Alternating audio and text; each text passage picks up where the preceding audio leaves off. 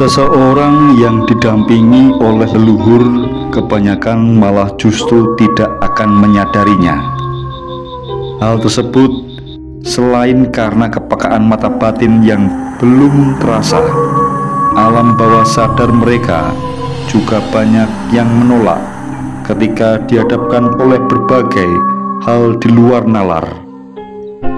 Mereka selalu berusaha melogikakan segala sesuatu yang terjadi di sekitarnya. Lalu bagaimanakah tandanya? Berikut ini akan diulas mengenai beberapa tanda orang yang didampingi leluhur sakti namun tidak menyadarinya.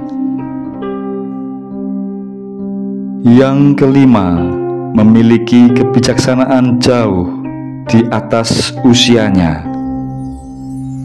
Cepat atau lambat, jika seseorang selalu berdekatan dengan energi dari suatu sosok entitas, maka pada suatu poin tertentu energi mereka akan bisa saling menyelaraskan.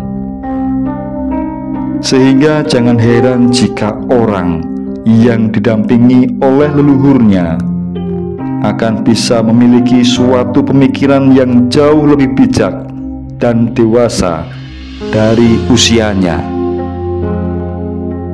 Oleh karena itu, wajar apabila mereka bisa menjadi sosok penasehat yang baik, yang akan mampu memberikan solusi dengan tepat. Namun hal demikian juga berlaku untuk diri mereka sendiri, yaitu mereka juga akan lebih mudah dalam mencari jalan keluar dari suatu permasalahan. Memiliki suatu kemampuan khusus yang sebelumnya tidak pernah dipelajarinya. Orang yang didampingi leluhur sakti biasanya juga akan mewarisi keilmuan atau kesaktian yang dulu pernah dimiliki oleh leluhurnya tersebut. Misalnya saja, secara ajaib Anda memiliki pengetahuan mengenai ilmu pengobatan tradisional kuno yang sangat ampuh, atau juga bisa memiliki kemampuan lainnya yang bersifat teknis, seperti bisa membuat pedang ataupun keris secara tradisional dengan sangat baik. Namun uniknya adalah jika kemampuan khusus yang muncul secara tiba-tiba tersebut Anda gunakan untuk sesuatu yang bermanfaat bagi orang banyak, maka kemampuan tersebut akan semakin terasa, bahkan juga akan membawa banyak berkat bagi kehidupan pribadi Anda. Yang ketujuh, sering bermimpi hal yang sama secara berulang-ulang. Seseorang yang didampingi leluhur sakti juga akan bisa mendapatkan berbagai penglihatan dari alam mimpi. Mimpi tersebut seringkali berulang, bahkan terasa begitu sangat nyata. Jika Anda mengalami hal ini, maka ingatlah apa dan bagaimana kejadian di dalam mimpi tersebut. Selain akan bisa menjadi gambaran dari masa depan, siapa tahu mimpi tersebut juga adalah solusi dari masalah yang sedang Anda hadapi. Yang kedelapan, sering bangun di sepertiga malam. Waktu sepertiga malam, terutama pada jam 3 pagi, merupakan waktu yang dianggap sangat sakral. Hal itu dikarenakan pada saat tersebut selubung gaib yang memisahkan antara dunia manusia dengan dunia ruang menipis, sehingga mudah ditembus. Oleh karena itu, jika Anda sering terbangun pada sepertiga malam, maka bisa jadi selama ini ada leluhur yang mendampingi dan sedang ingin berkomunikasi.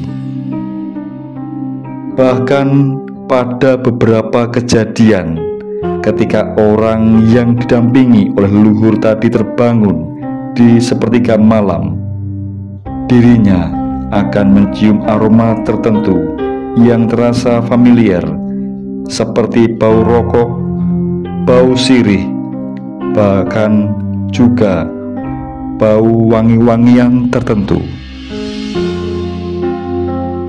Yang kesembilan, ucapannya sering menjadi kenyataan.